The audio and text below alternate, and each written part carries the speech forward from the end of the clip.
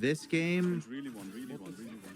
if you're not consistently like doing all the right shit, no matter who you are, if you have a sub, if you have an AR, it really fucks timings up in this game.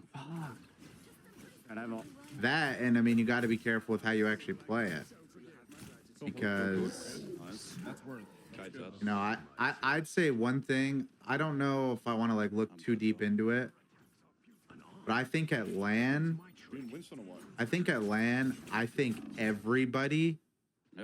I don't want to say teams that were good were playing a lot slower, and maybe that is the truth. Maybe it's slower, but I think the biggest thing is they weren't scamming. I still think we have times where, dude,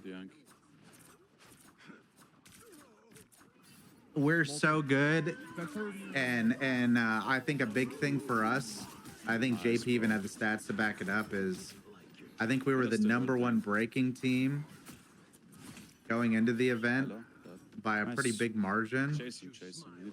And at the event we weren't.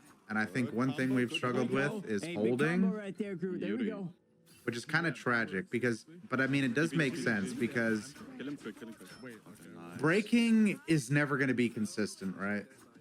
Like in a realistic world, breaking is never 100% consistent. You can be good at it, but you don't ever want to fall back on that. You should never go into a scenario and be like, all right, we're good, we can break it.